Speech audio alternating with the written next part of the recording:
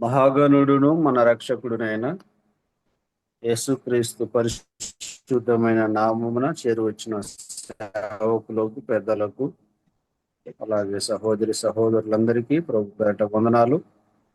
4910వ దినాన్ని దేవుడు మనకు ఆశీర్వాదకరంగా ఇచ్చాడు. ఉదయకాలము ప్రార్థనతో కూడికను ప్రారంభించుకుందాం. మన మధ్యలో పెద్దలు రవి మనోహర్ అన్న ప్రారంభ ప్రార్థన చేస్తారు. వందనాలు బ్రదర్. ప్రార్థన చేసుకుందాం. చేరి వచ్చినందరికీ ప్రేమ వందనాలు. ప్రేమ గల మా ప్రియ పరలోక తండ్రి, మహాగణుడు అయిన మనైన ఈ ఉదయకాలము మీ పాదస్థితుల్లో ఇలాగ మమ్మల్ని మార్నింగ్ కాన్ఫరెన్స్ లో 4910వ రోజు కూర్చారు. అందరికీ మీకు స్తోత్రములు చెల్లిస్తున్నాం. దిగువ మా ప్రభా, మీరు గత రాత్రి మాకు ఇచ్చిన ఆరోగ్యం, ఆయుష్ను బట్టి మీకు స్తోత్రాలు చెల్లిస్తున్నాం తండ్రి. ఈ ఉదయకాలమున మార్నింగ్ కాన్ఫరెన్స్ లో చేరి వచ్చి మీ వాక్యం వినడానికి సిద్ధపడి ఉంటుండగా మా ప్రభా, నిర్విరామంగా మీరు నడిపిస్తున్న ఈ కార్యక్రమాన్ని బట్టి మీ స్తోత్రములు చెల్లిస్తున్నాం. కరుణా సంపన్నుడా ప్రారంభిస్తుండగా ఆరంభం నుండి అంతం వరకు మీరే చక్కగా నడిపించమని వేడుకుంటున్నాం తండ్రి. మరి అధ్యక్షత వహిస్తున్నట్టు మా ప్రియులు పెద్దలు పేదరు గారిని బట్టి మీ స్తోత్రములు చెల్లిస్తున్నాం. పాట పాడడానికి సిద్ధపరిచినటువంటి బ్రదర్ దిద్దే యేసుఫ్ గారిని బట్టి మీ స్తోత్రములు చెల్లిస్తున్నాం తండ్రి. వాక్యం అందించడానికి బ్రదర్ వెంకటరమణ గారిని మీరు సిద్ధపరిచారు, మీ స్తోత్రములు చెల్లిస్తున్నాం. ఈ కూడికలో చక్కగా మీ వాక్యం వినిపించి మా విశ్వాస జీవితాన్ని మెరుగుపరచమని వేడుకుంటున్నాం తండ్రి. మీ కరుణగ్లాసానికి అప్పగించుకుంటుండగా ఎలాంటి టెక్నికల్ ప్రాబ్లమ్స్ లేకుండా నడిపించి మీరే మహిం పొందమని మా ప్రాణప్రింటి యేసుక్రీస్తు పరిశుద్ధ నామమున స్తుతులు స్తోత్రములు చెల్లించి ప్రార్థించి వేడుకుంటున్నాం పరలోకం మా పరమ తండ్రి. ఆమేన్. ప్రార్థన చేసిన మన వందనాలు. ఇప్పుడు మన మధ్యలో దిద్దు యోసేపన్న కీర్తన పాడి ప్రభుని స్తుతిస్తారు. దేవునికి మహిమ కలుగాక. ఈ శ్రమించినటువంటి దేవునికి స్తోత్రాలు చెల్లిస్తూ ఈ 4910వ రోజుని బట్టి నడిపిస్తున్నటువంటి పీతుడు అన్నకి, తర్వాత వాస్తవానికి చదువుతున్నటువంటి వెంకటరామన్న గారికి వందనాలు తెలియజేస్తూ మీ అందరికీ వందనాలు.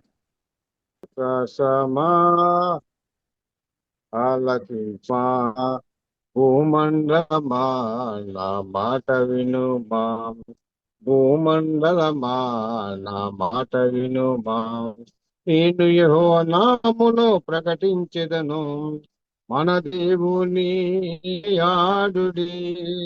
నేను యెహోవా నామమును ప్రకటించెదను, మన దేవుని కొనియాడుడి.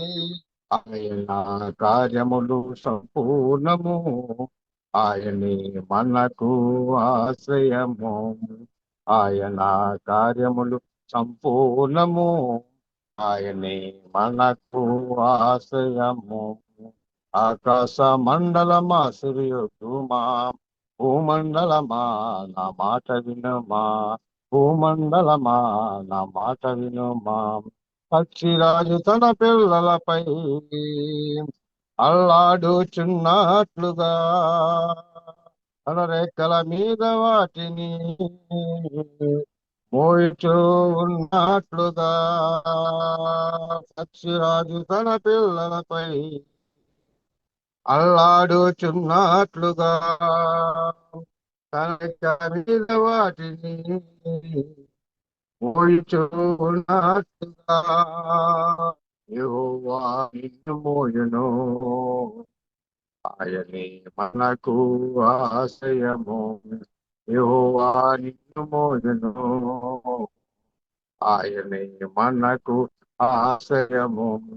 ఆకాశ మండలమా సూర్యోగుమా, భూమండలమా నా మాట వినుమా, ఆకాశ మండలమా సూర్యోగుమా, భూమండలమా నా మాట వినుమా.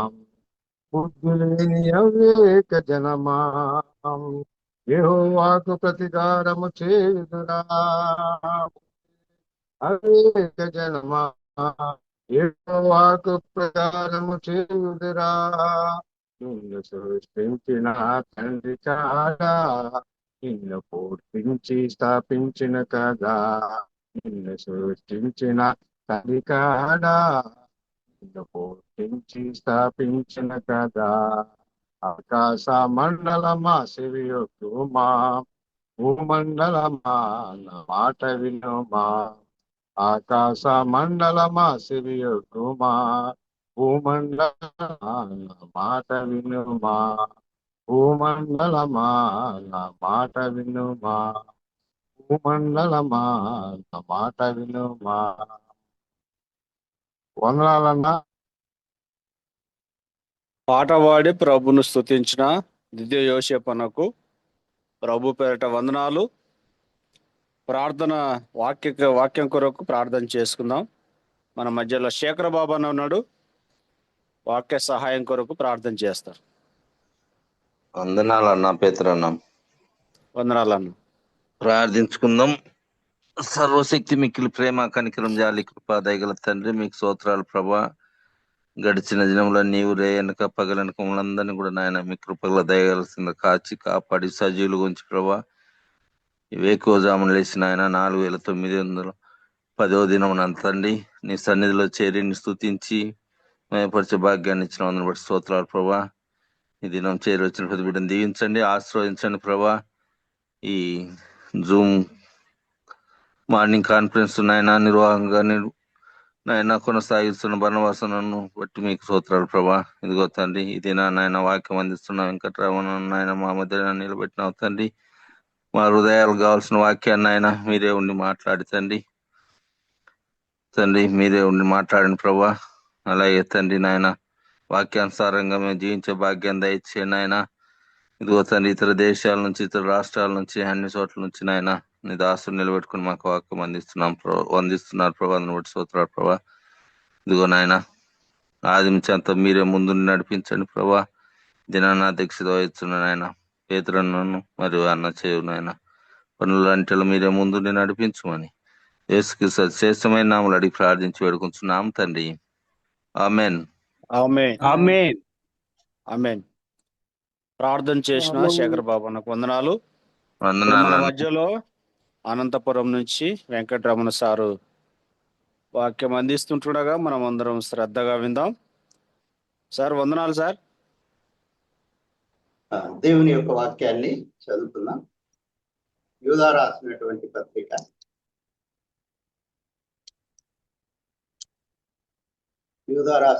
పత్రిక 1వ అధ్యాయం 17 నుంచి 23 వచనాలు. అయితే ప్రియులారా, అంతకాలమందు తమ భక్తిహీనమైన దురాశల చొప్పున నడుచు పరిహాసకులుందరని మన ప్రభువైన యేసుక్రీస్తు అపోస్తులు పూర్వమందు మీతో చెప్పిన మాటలను జ్ఞాపకం చేసుకున్నది.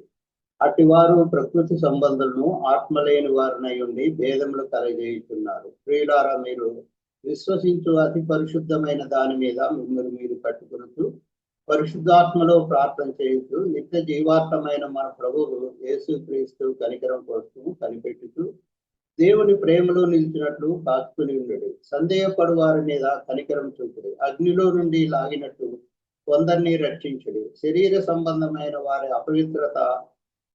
అపవిత్ర ప్రవర్తనకు ఏమాత్రమును నొప్పుకొనక దాన్ని అసహించుకున్నట్టు భయంతో కొందరిని కరుణించుడు. ప్రార్థన చేసుకున్నాం. మహోన్నతుడా, మహాగణుడా, మీ స్తోత్రములు. సర్వాధికారి, సర్వోన్నతుడా, సర్వశక్తిమంతుడా, మీ స్తోత్రములు. నిన్న నేడు ఏకరీతిగా ఉన్న దేవా, మారని మార్పు లేని తండ్రి, మీ స్తోత్రములు. అన్ని నామముల కంటే పైనామమైన యేసునామమును జ్ఞాపకం చేసుకుని దేవా, మీ స్తోత్రములు చెల్లిస్తున్నాం.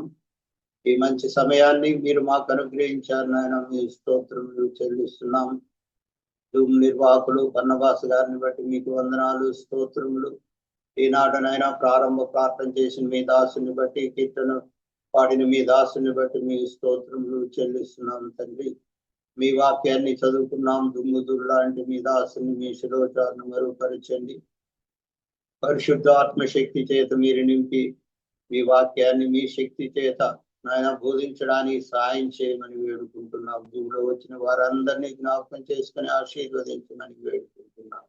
ఆటంకపరిచే అపవాది అంధకార శక్తులను నజరేయుడైన యేసు నామములో బంధించి దూరం పరుస్తుండగా పరలోకం నుంచి బంధించి దూరపరచమని వేడుకుంటున్నా. ఆత్మీయ స్వేచ్ఛను మాకందరికీ అనుగ్రహించింది.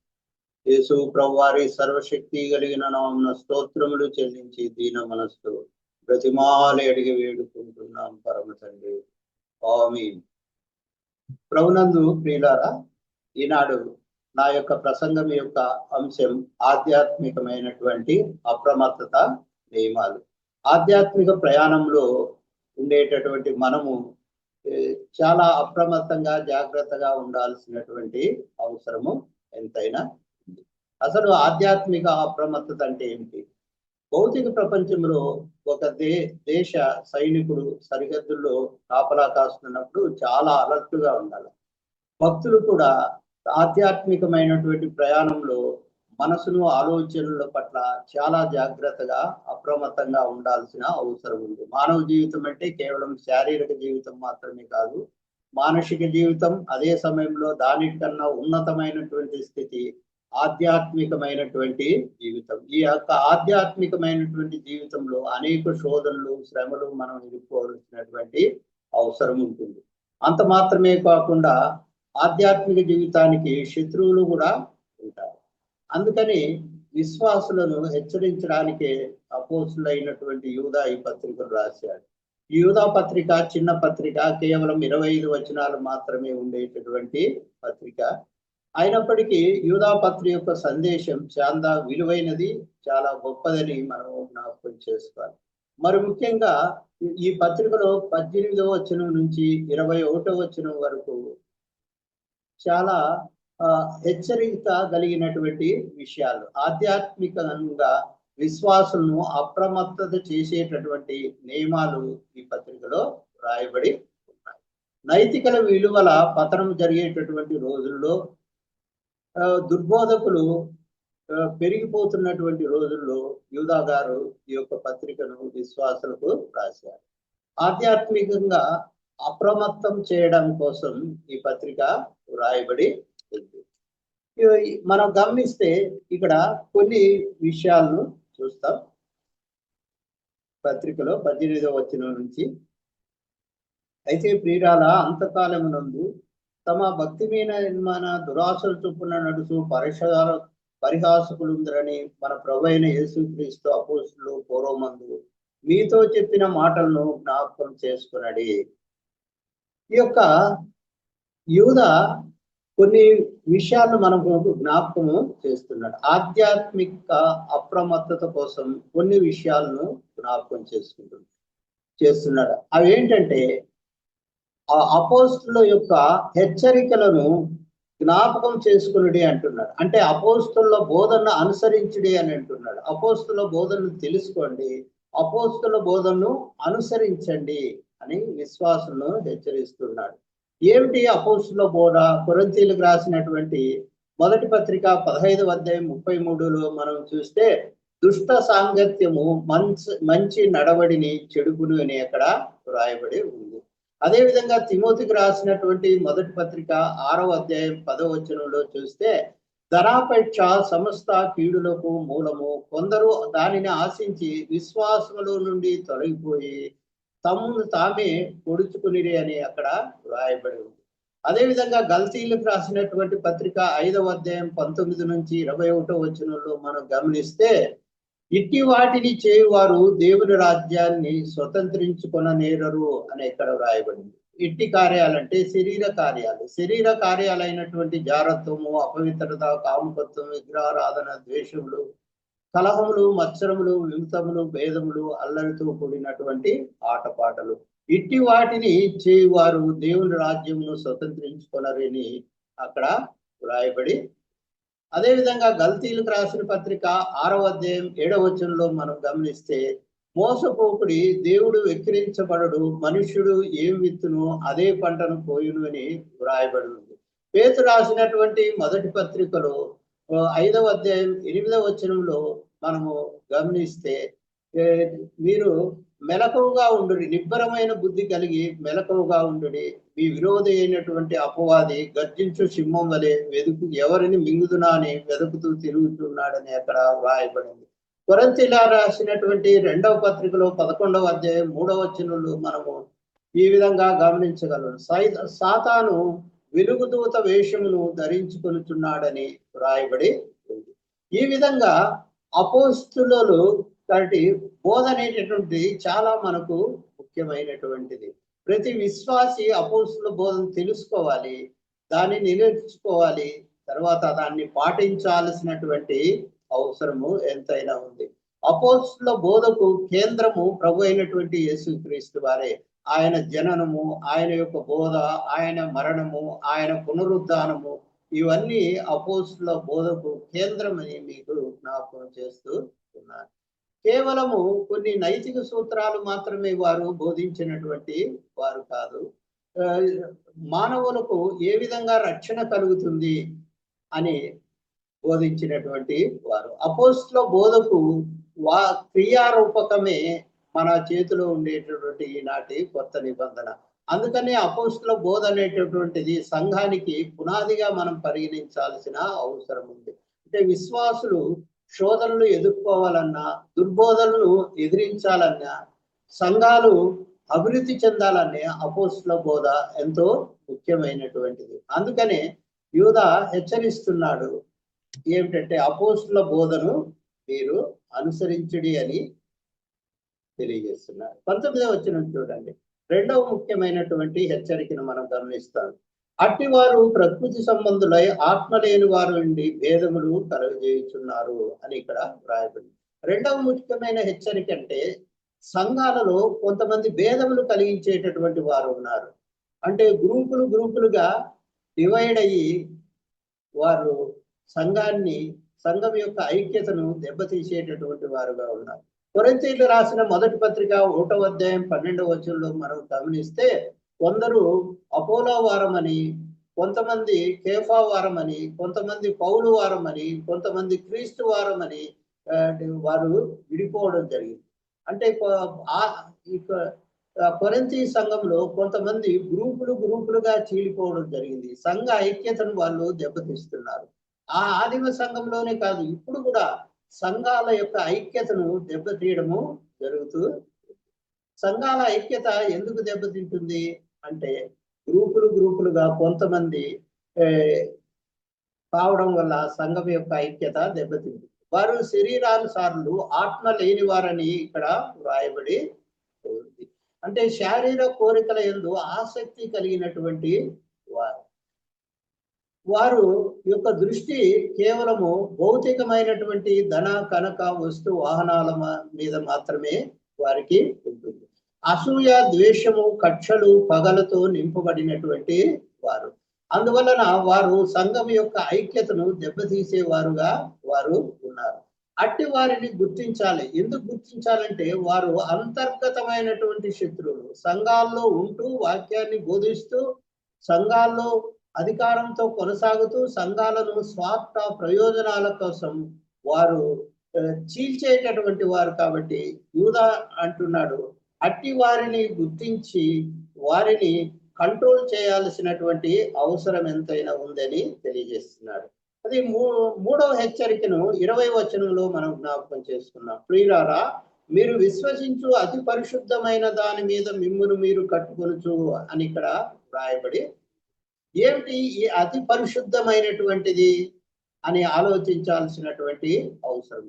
ఏమిటి అతి పరిశుద్ధమైనటువంటిది అంటే, ఏ విశ్వాసం అయితే యేసుక్రీస్తు ద్వారా, ఆయన యొక్క అపోస్తలుల ద్వారా ఈ లోకానికి అందించబడి ఉందో, ఏదైతే లోకం నుంచి, పాపం నుంచి విశ్వాసులను వేరు చేస్తుందో, దీన్ని అతి పరిశుద్ధమైనటువంటి విశ్వాసము అని ఇక్కడ మనం జ్ఞాపకం చేసుకోవాల్సిన అవసరం ఉంది. అంటే మరొక రకంగా చెప్తే, విశ్వాసములో మిమ్మల్ని మీరు బలపరుచుకునండి అని విశ్వాసులను హెచ్చరిస్తూ ఉన్నాడు. విశ్వాసములో మిమ్మల్ని మీరు బలపరుచుకునండి, విశ్వాసములో అభివృద్ధి పొందండి అని యూదా విశ్వాసులకు హెచ్చరిస్తూ ఉన్నాడు. మరి విశ్వాసముని ఎలా అభివృద్ధి చేసుకోవాలి? రోమీయులకు రాసిన పత్రిక 10వ అధ్యాయం 17వ వచనంలో మనం చూస్తే, వినుట వలన విశ్వాసము కలుగును, అది క్రీస్తుని గూర్చి మాట వలన కలుగును అని అక్కడ వ్రాయబడి. అంటే దేవుని యొక్క వాక్యం ద్వారా మనం విశ్వాసంలో బలపడతాం. అదేవిధంగా ఫిలిప్పీలకు రాసిన పత్రిక 4వ అధ్యాయం 6వ వచనంలో మనం గమనిస్తే, దేనిని గూర్చి చింత పడకుడి గాని ప్రతి విషయంలోనూ ప్రార్థన విజ్ఞాపనల ద్వారా కృతజ్ఞతా పూర్వకంగా మీ విన్నపములను దేవునికి తెలియజేయడని అక్కడ వ్రాయబడింది. ప్రార్థన ద్వారా ఆత్మీయంగా మనము బలపడగలము అని మీకు జ్ఞాపకం చేస్తున్నాను. అదేవిధంగా హెబ్రీలకు రాసిన పత్రిక 10వ అధ్యాయం 25 వచనంలో మనం గమనిస్తే, అక్కడ కొందరు మానుకొనుచున్నట్లుగా సమాజంగా కూడక మానుకొనక ఒకరినొకరు హెచ్చరించుతూ ఒకరినొకరు పురికొల్పుకొనాలి అని అక్కడ వ్రాయబడింది. అంటే సమాజంగా కూడడం అంటే సంఘ కూడికలకు హాజరు కావడం, సంఘ కార్యక్రమాల్లో పాల్గొనడం ద్వారా కూడా మనము ఆత్మీయంగా బలపడగలమని ఈ వాక్య భాగం మనను హెచ్చరిస్తుంది. అంటే విశ్వాసంలో మనం బలపడాలంటే ఒకటి వాక్యము, రెండవది ప్రార్థన, మూడవది వచ్చి సంఘ సావాసం అని మీకు జ్ఞాపకం చేసుకుంటున్నా. అయితే విశ్వాసంలో బలపడడానికి కొన్ని సవాళ్ళు మనం ఎదుర్కోవాల్సి వస్తుంది. ఆందోళనలు, శ్రమలు, అనేకమైనటువంటి విపత్కరమైన పరిస్థితులు, ఐక్య విచారములు, లోక సంబంధమైన శోధనలు, ఇవన్నీ కూడా ఆత్మీయంగా మనము బలపడకుండా ఇవన్నీ అడ్డుకుంటాయి. ఈ సత్యాన్ని మనం గమనించాలి. అయితే ఈ సవాళ్లను అధిగమించి మనము విశ్వాసంలో బలపడాల్సిన అవసరం ఉంది. ఏ విధంగా మనము గమనిస్తే, హెబ్రీలకు రాసినటువంటి పత్రికలో 12వ అధ్యాయంలో 2వ వచనంలో మనం ఈ విధంగా గమనిస్తాం.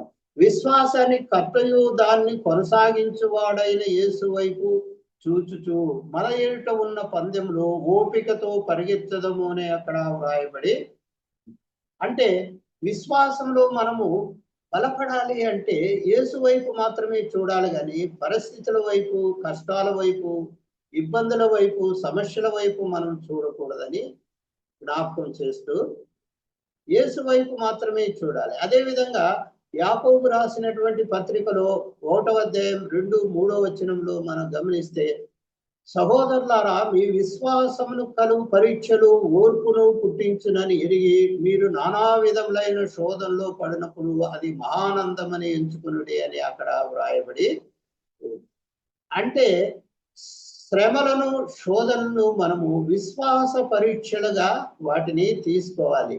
అవి మన యొక్క ఆత్మీయతను తీయకుండా జాగ్రత్త పడాల్సినటువంటి అవసరం ఉంది.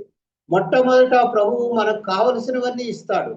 తర్వాత మన యొక్క విశ్వాసము దేవుడిచ్చిన ఈవుల పైన ఉందా, మన పైన ఉందా అని, నా పైన ఉందా అని దేవుడు మనల్ని పరీక్షించడం జరుగుతుంది. విశ్వాస పరీక్షలు మనల్ని ఆత్మీయంగా అభివృద్ధిలోకి తీసుకురావాలి కానీ ఆత్మీయంగా పడగొట్టకూడదు. ఆ విధంగా మనం జాగ్రత్త పడాల్సినటువంటి అవసరము ఉంది. మనం అదే విధంగా తీస్తే తెస్సలోనికీయులకు రాసిన మొదటి పత్రికలో మనము 5వ అధ్యాయం 19వ వచనంలో మనం గమనిస్తే, ప్రతి విషయంలోనూ కృతజ్ఞతాస్తుతులు చెల్లించుడి అని ఎక్కడ వ్రాయబడింది. అంటే ఎప్పటికప్పుడు విశ్వాసులు తమ యొక్క హృదయాలను కృతజ్ఞతతో నింపుకొని ఉండాలి. హృదయాల్లో సణుగుడు, గునుగుడు ఉంటే వారు ఆత్మీయంగా అభివృద్ధి పొందలేదు. కాబట్టి విశ్వాసంలో అభివృద్ధి పొందాలంటే యేసు వైపు మాత్రమే చూడాల్సినటువంటి అవసరము ఎంతైనా ఉంది. అదేవిధంగా మనము విశ్వాసంలో బలపడాలంటే ఈ యొక్క విశ్వాస పరీక్షలను మనము సాధారణంగా స్వీకరించాల్సినటువంటి అవసరం ఉంది. అదే సమయంలో మనం విశ్వాసంలో బలపడాల్సినటువంటి అవసరము ఎంతైనా ఉంది. కాబట్టి మీకు ఒక ఉదాహరణ చెప్తాను.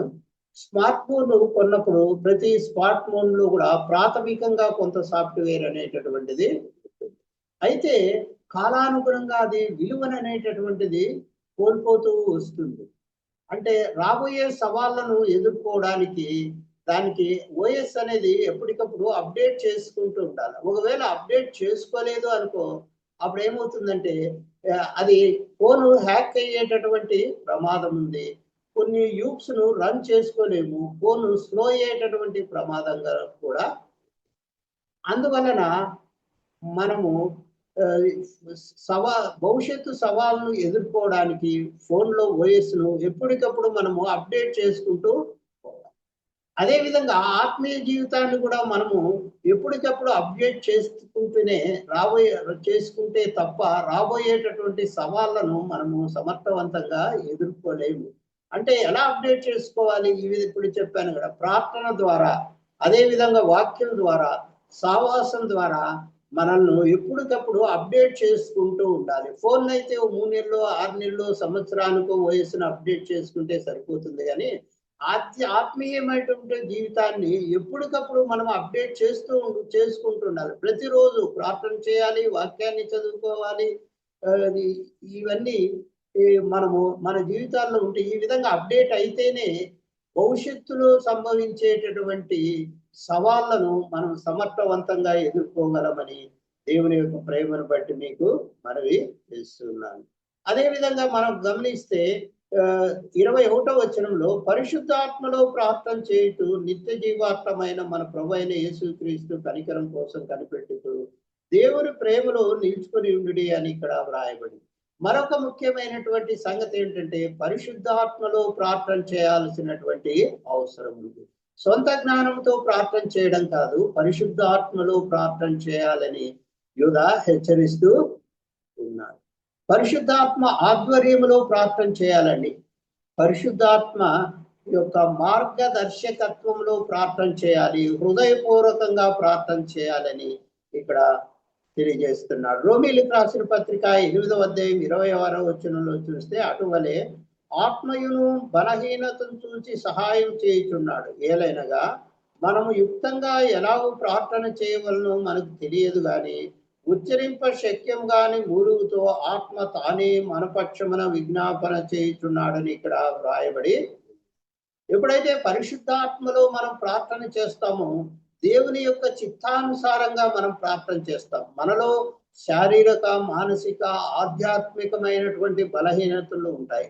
ఆ బలహీనతను తొలగించి విజయవంతంగా ప్రార్థన చేయడానికి, దేవుని చిత్తానుసారంగా ప్రార్థన చేయడానికి పరిశుద్ధాత్మ మనకు సహాయం చేస్తాడు. పరిశుద్ధాత్మలో ప్రార్థన చేయడం వల్ల దేవునితో సంబంధం మనకు పటిష్టమవుతుంది. దేవునితో సన్నిహిత సంబంధం ఏర్పడుతుంది. దేవునితో సంబంధం అనేది అంతకంతకు బలపడుతుంది.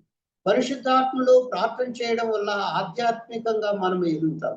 పరిశుద్ధాత్మలో ప్రార్థన చేయడం వల్ల సైతాను కుతంత్రాలను మనము ఎదిరించడానికి అవకాశం ఉంటుంది. చూడండి, ఎఫ్సీలకు రాసినటువంటి పత్రికలో 6వ అధ్యాయంలో ఈ విధంగా రాయబడి ఉంది. 10వ వచనం, తుదకు ప్రభు యొక్క మహాశక్తిని బట్టి ఆయన యందు బలవంతులై ఉండుడి.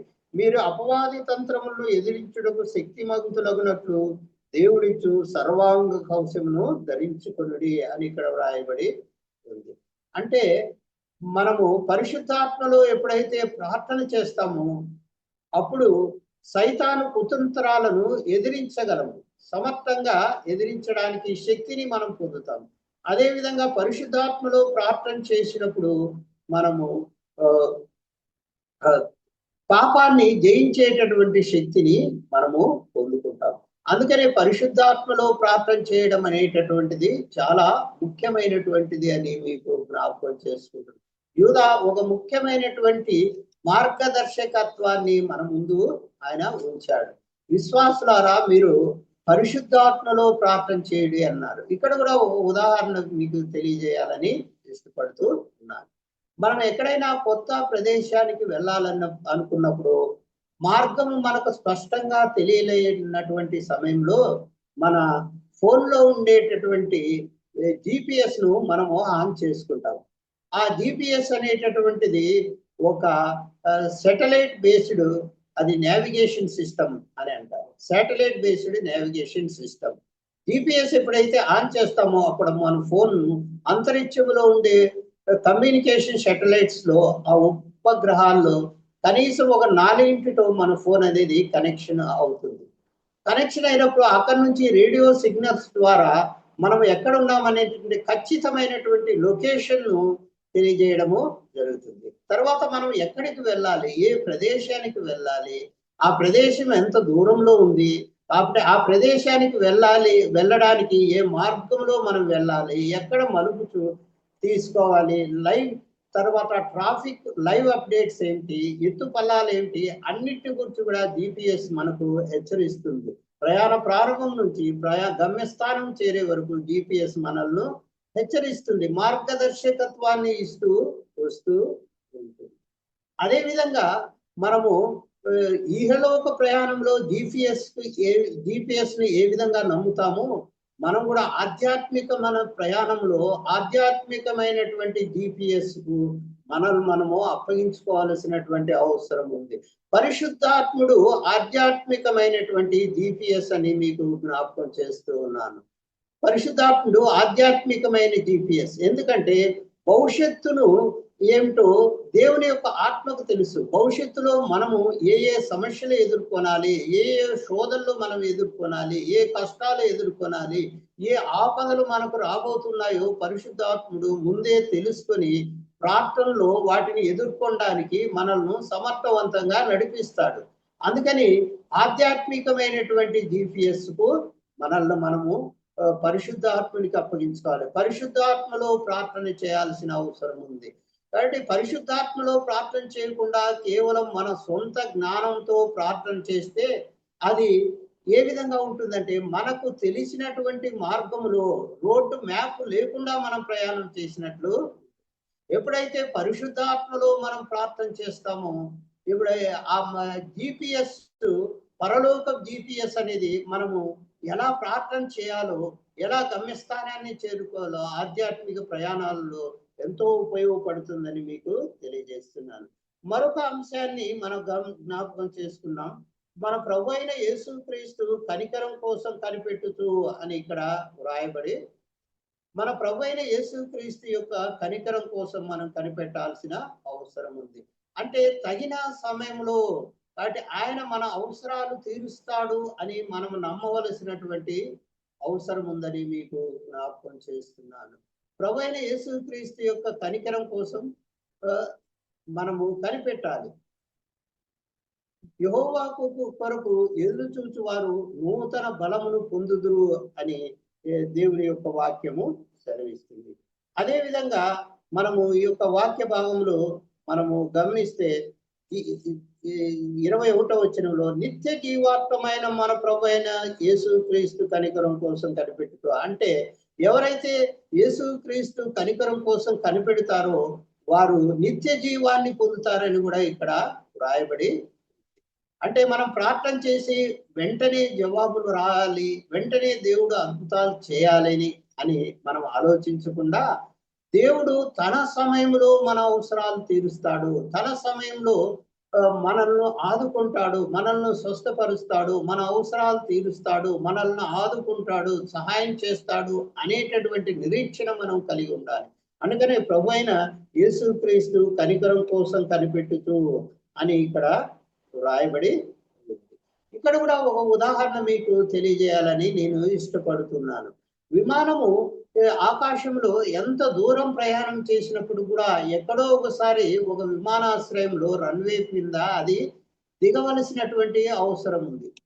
విమానము రన్వే పైన ల్యాండ్ కావాలంటే మొట్టమొదట ఏ విమానాశ్రయంలో అది ల్యాండ్ కావాలో ఆ విమానాశ్రయం యొక్క ATC యొక్క పర్మిషన్ అనేది అవసరం. ఎయిర్ ట్రాఫిక్ కంట్రోల్ యొక్క పర్మిషన్ అనేటటువంటిది అవసరం.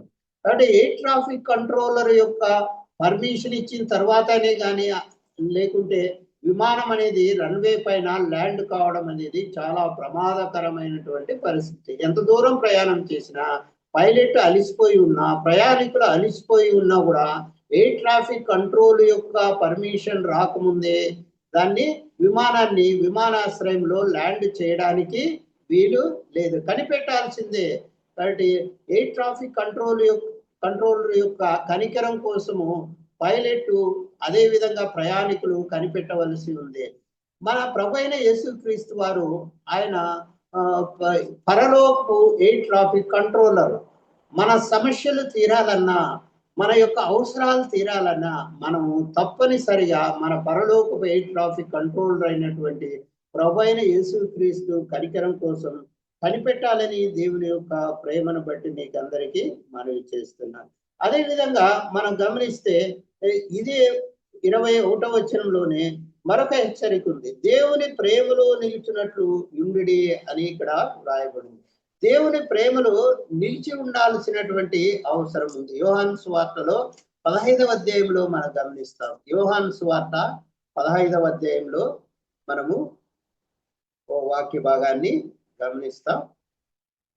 10వ వచనం, నేను నా తండ్రి ఆజ్ఞలను గైకొని ఆయన ప్రేమ యందు నిలిచి ఉన్న ప్రకారం మీరును నా తండ్రి ఆజ్ఞలను గైకొన్న ఎడల నా ప్రేమ యందు నిలిచెదరు అని ఇక్కడ వ్రాయబడి ఉంది.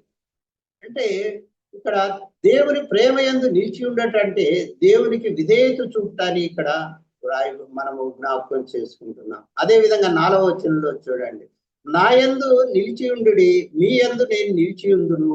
తీగ ద్రాక్షావల్లిలో నిలిచి ఉంటేనే గాని తనంట తాను ఎలాగో ఫలించదు, అలాగే నా యందు నిలిచి ఉంటేనే గాని మీరు ఫలింపరు అంటారు. అంటే దేవుని యందు మనం నిలిచి ఉంటే మనం ఫలిస్తాం. ఆత్మీయమైనటువంటి భద్రత అనేది మనకు. ఇంకా 7వ వచనంలో చూడండి, యోహాను సువార్త 15వ అధ్యాయం 7వ వచనం, నా యందు మీరును మీ యందు నా మాటలను నిలిచి ఉండినలా మీకేది ఇష్టమో అడుగుడి, అది మీకు అనుగ్రహించబడును.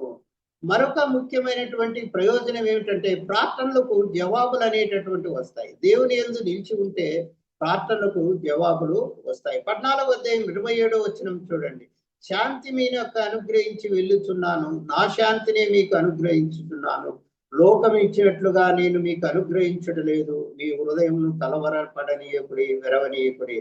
అంటే దేవుని యందు నిలిచి ఉంటే మరొక ముఖ్యమైనటువంటి ప్రయోజనం ఏమిటంటే శాంతి, సమాధానం అని మనము జ్ఞాపకం చేసుకోవాలి. అదే విధంగా యోహాను రాసిన మొదటి పత్రిక 3వ అధ్యాయం 6వ వచనంలో మనము గమనిస్తే ఆయన యందు నిలిచి ఉండేవాడెవడును పాపం చేయడు అని అక్కడ వ్రాయబడింది. అదే దేవుని యందు మనం నిలిచి ఉన్నట్లయితే మనం పాపం చేయడం. దేవుని యందు నిలిచి ఉంటే 4 ముఖ్యమైన ప్రయోజనాలు మనకున్నాయి. యూదా అన్నాడు, దేవుని యందు మీరు నిలిచి ఉండుడి, దేవుని ప్రేమలో మీరు నిలిచి ఉండుడి అన్నాడు. దేవుని ప్రేమ యందు నిలిచి ఉండటం వల్ల మనకు ఆత్మీయ భద్రత ఉంటుంది, మన ప్రార్థనలకు జవాబులు వస్తాయి, శాంతి సమాధానం మనకు కలుగుతుంది. దేవుని యందు నిలిచి ఉండడం వల్ల మనం పాపాన్ని జయించేటటువంటి శక్తిని మనము పొందుతాం. ఒకవేళ దేవుని యందు నిలిచి ఉండకుంటే ఏం జరుగుతుంది అని ఇక్కడ మనము గమనిస్తే 6వ వచనంలో 15వ అధ్యాయం 6వ వచనంలో, ఎవడైనాను నా యందు నిలిచి ఉండని ఎడల వాడు తీగ వలె బయట పారవేయబడి ఎండిపోవును, మనుషులు అట్టి వాటిని పోగు చేసి అగ్నిలో పారవేతులు, అది కాలిపోవును. దేవుని ప్రేమలో నిలిచి ఉండకున్నట్లయితే మనము ఆత్మీయంగా పడిపోయేటటువంటి ప్రమాదం ఉంది. 5వ వచనంలో మనం గమనిస్తే నాకు వేరుగా ఉండి మీరు ఏమీ చేయలేదు అంటే నిష్ప్రయోజనమైనటువంటి జీవితం అని కూడా మనము గమనించాల్సినటువంటి అవసరము. నిష్ప్రయోజన వ్యర్థమైనటువంటి జీవితాన్ని మనము గడపవలసి వస్తుంది. అందుకనే యూదా హెచ్చరిస్తున్నాడు, దేవుని యొక్క ప్రేమ యందు నిలిచి ఉండుడిని మనకు చాలా స్పష్టంగా యూదా హెచ్చరించడము జరుగుతుంది.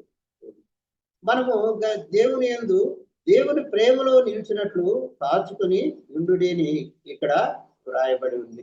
ఇక్కడ కూడా ఒక ఉదాహరణ చెప్పాలని మీకు ఇష్టపడుతూ ఉన్నాను.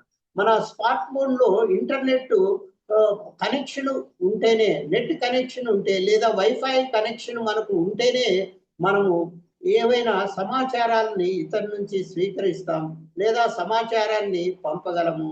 అదే విధంగా యూప్స్ ను స్మార్ట్ ఫోన్ లో మనము రన్ చేసుకోగలుగుతాం. అయితే వైఫై కనెక్షన్ కానీ ఇంటర్నెట్ కనెక్షన్ కానీ లేకున్నట్లయితే మనం అలాగా రన్ చేయలేము.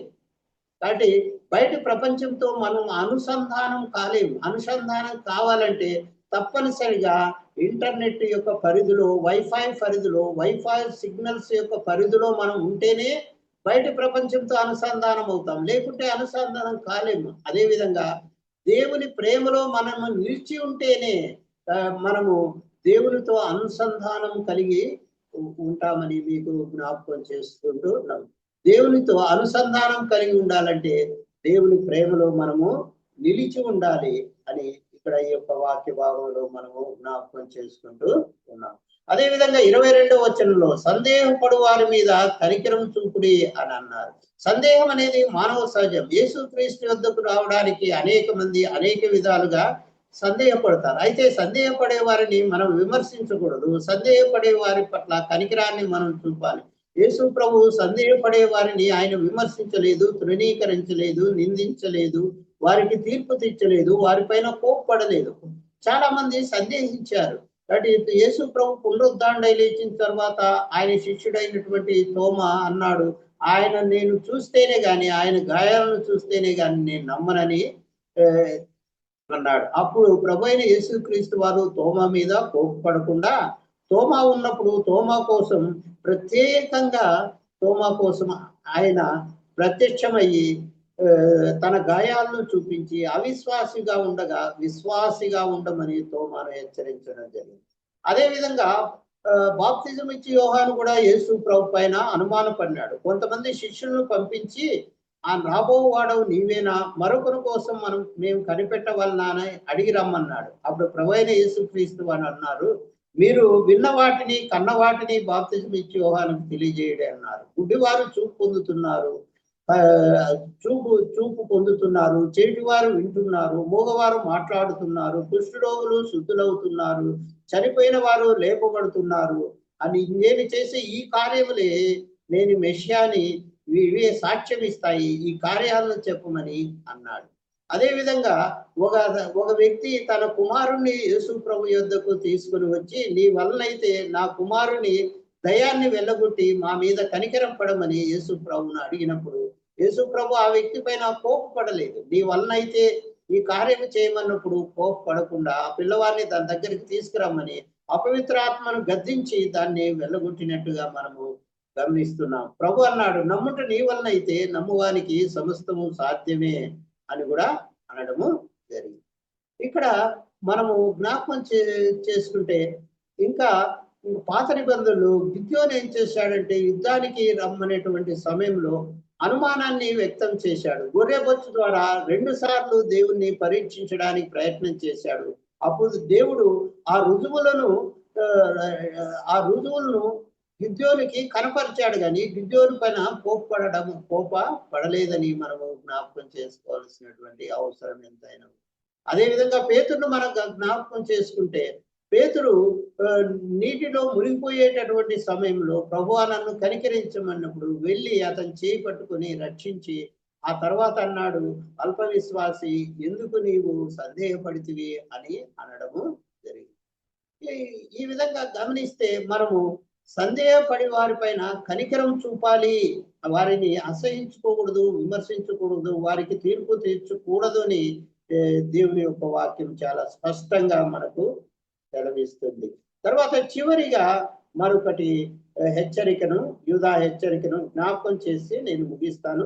అగ్నిలో నుండి లాగినట్లు కొందరిని రక్షించండి అని ఇక్కడ తెలియజేయబడింది. అగ్నిలో నుండి లాగినట్లు కొందరిని రక్షించండి. ఇక్కడ అగ్ని అంటే ఏమిటంటే పాపం వలన కలిగేటటువంటి నాశనము, తీర్పు అని మనము జ్ఞాపకం చేసుకోవాలి.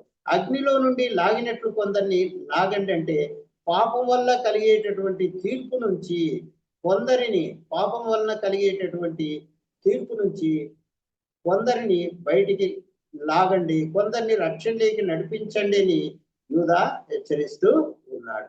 అంటే పాపం చేస్తూ నిత్య నరకం వైపు, అగ్నిగుండం వైపు పరుగులు తీస్తున్నటువంటి వారిని రక్షణలోకి నడిపించండి అని యూదా హెచ్చరిస్తున్నాడు. ఇది ఒక ముఖ్యమైనటువంటి ఆజ్ఞ. ఎందుకంటే ప్రభు అయిన యేసుక్రీస్తు వారు ఈ లోకానికి రావడంలో ఉండేటటువంటి ఒక ముఖ్యమైనటువంటి ఉద్దేశం ఏమిటంటే మనుషులను రక్షించడానికి. మనుష్య కుమారుడు నశించిన దాన్ని వెదకి రక్షించడానికి ఈ లోకానికి వచ్చెనని మనము లూకాసు వార్త 19వ అధ్యాయం 10వ వచనంలో మనము గమనిస్తాం. సిలువ బలియాగం వెనక ఉండేటటువంటి ఒక ఆంతర్యం ఏమిటంటే మానవులను రక్షించడం, వెదకి రక్షించడం అని జ్ఞాపకం చేసుకోవాలి. అదే విధంగా అగ్నిలో నుండి లాగి రక్షణలోకి నడిపించడము అని హెచ్చరించడానికి మరొక ముఖ్యమైన కారణం కూడా ఉంది. ఎందుకంటే ఆత్మ చాలా విలువైందని బైబిల్ సెలవిస్తుంది. ఈ లోకంలో ఉండే అన్ని సంపదల కన్నా ఆత్మ అనేటటువంటిది చాలా చాలా విలువైనటువంటి సంపద. ఒకడు లోకమంతయు సంపాదించుకొని తన ప్రాణం పోగొట్టుకుంటే వానికి ఏం ప్రయోజనం అని మత్తయి సువార్త 16వ అధ్యాయం 26వ వచనంలో మన ప్రభు అయిన యేసుక్రీస్తు వారు హెచ్చరించారు. అంటే ఈ లోక సంపదల అన్నిటికన్నా ఆ ఒక్క ఆత్మ అనేటటువంటిది చాలా విలువైంది అని మనం జ్ఞాపకం చేసుకుంటున్నాం.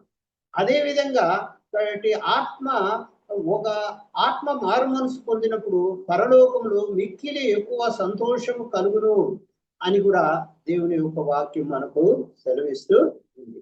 కాబట్టి ఆత్మల రక్షణ అనేటటువంటిది చాలా ప్రాముఖ్యమైనటువంటిది. యేసు ప్రభు ఈ లోకానికి వచ్చినటువంటి ఉద్దేశం అదే. ఆయన యొక్క చివరి ఆజ్ఞ, దాన్ని గ్రేట్ కమిషన్ అని అంటారు.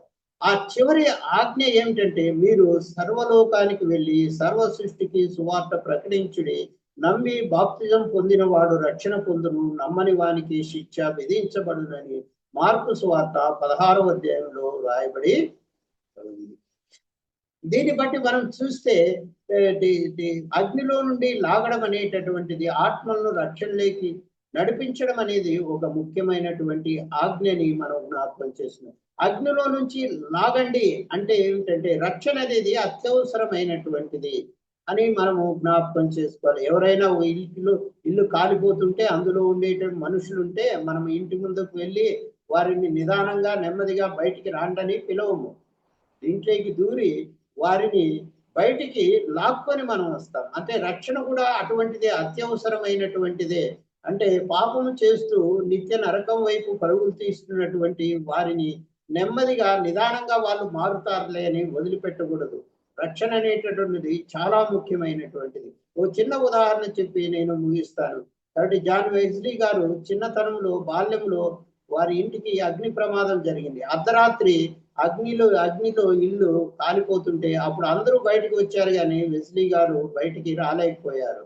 అప్పుడు ఒక వ్యక్తి ధైర్యం చేసి ఇంట్లోకి వెళ్ళి ఆ వెస్లీ గారిని తీసుకొని బయటికి వచ్చేసారు. ఆ తర్వాత స్వల్ప గాయాలతో జాన్ వెస్లీ బయటపడినాడు. తర్వాత గొప్ప సువార్తికుడు అయినాడు.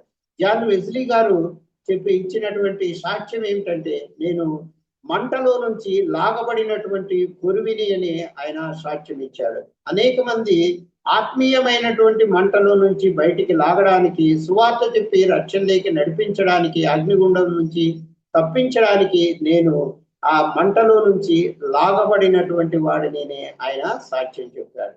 మంచిది. మనము ఈ యొక్క యూదా పత్రికలో కొన్ని ఆధ్యాత్మిక అప్రమత్తతకు కొన్ని మార్గదర్శకాలను ఇక్కడ మనము గమనించాము. అవి ఏంటంటే, అపోస్తుల బోధను జ్ఞాపకం చేసుకోవాలి. తర్వాత సంఘంలో ఐక్యతను దెబ్బతీసేటటువంటి వారిని నియంత్రణలో ఉంచాలి. తర్వాత విశ్వాసంలో బలపడాలి. పరిశుద్ధాత్మలో ప్రార్థన చేయాలి. యేసుక్రీస్తు కనికరం కోసం కనిపెట్టాలి. దేవుని ప్రేమలో నిలిచి ఉండాలి. సందేహపడు వారి మీద కనికరం చూపాలి. అగ్నిలో నుండి లాగినట్లు కొందరినైనా రక్షణలోకి నడిపించాలి. ఇవి యూదా పత్రికలో ఉన్నటువంటి కొన్ని ఆధ్యాత్మిక అప్రమత్తత నియమాలు. దేవుడి యొక్క వాక్య భాగాన్ని మన ఆత్మ నిమిత్తము దీవించునుగాక. అవకాశం ఇచ్చిన దేవునికి కృతజ్ఞతాస్తుతులు.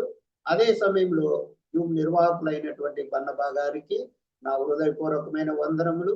అదే విధంగా ఈరోజు ప్రారంభ ప్రార్థన చేసిన వారికి, కీర్తన పాడిన వారికి, అదే విధంగా ఈ యొక్క కార్యక్రమాన్ని నడిపిస్తున్నటువంటి దాసుని బట్టి దేవునికి కృతజ్ఞతాస్తుతులు చెల్లిస్తూ రూమ్లో చేరిన వారిని అందరికీ నా హృదయపూర్వకమైన వందనలు తెలియజేస్తూ నా ప్రసంగాన్ని ముగిస్తున్నాను. వందనాలు సార్. వందనాలు. యూదా పత్రికలో నుంచి 7 అంశాలు తీసుకొని ఈ ఉదయకాలం విశ్వాసులమైన మనకు హెచ్చరికలుగాను కొన్ని దిద్దుబాటుకరమైన మాటలు దేవుని గ్రంథంలో నుంచి చక్కని తలంపులు మనకు అందించిన వెంకటరమణ సారికి వందనాలు తెలియజేస్తున్నాను. ముగింపు ప్రార్థన చేసుకుందాం. మన మధ్యలో బర్ణవాసనవునుడు ముగింపు ప్రార్థన చేస్తాడు. ప్రార్థన చేద్దాం. దయగల మా ప్రభువా, మీ పరిశుద్ధ నామాన్ని పూజిస్తున్నాం. వేకుజామునే మీ స్వరాన్ని విని ఆధ్యాత్మిక అప్రమత్తత గురించి కొన్ని సంగతులు నేర్చుకోవడానికి మీరు చూపిన కృపేష్ మిమ్మల్ని గణపరుస్తున్నాం. వాక్యం నుంచి మీ దాసుని మీరు ఇంకా దీవించి ఆశీర్వదించండి. కుమారుడు రాజీవ్ వచ్చి ఉంటుండగా ఆ బిడ్డ భవిష్యత్తుని మీరు దీవించమని ప్రార్థన చేస్తున్నాం. వాక్యం విన్న మా ప్రియులను మీరు ఒక్కొక్కరిని పేరు పేరుని మీరు ఆశీర్వదించండి. విన్న వాక్యాన్ని మా హృదయాలు భద్రపరుచుకొని ఈ కడవరి దినాల్లో మరింత అప్రమత్తంగా మేము జీవించుటకు చూపించండి.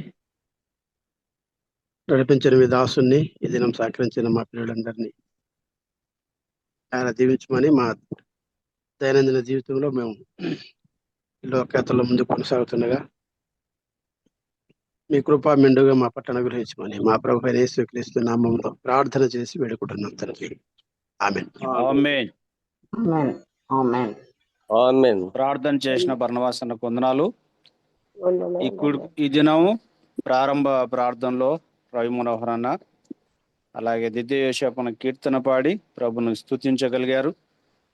ప్రార్థన సహాయం వాక్య సహాయం కొరకు ప్రార్థన చేసిన శేఖర్ బాబు అన్నకు అలాగే వాక్యాన్ని అందించిన వెంకటరమణ సార్కు ముగింపు ప్రార్థన చేసిన బర్నవాస్ అన్నకు వందనాలు తెలియజేస్తుంటున్నాను. ఈ దినం నడిపించటానికి నాకు అవకాశం ఇచ్చిన బర్నవాస్ అన్నకు వందనాలు తెలియజేస్తూ మిగిలిన సంగతులు అన్న చెప్పి మనకి కూడికను ముగిస్తారు. అన్న వందనాలు అన్న. వందనాలు.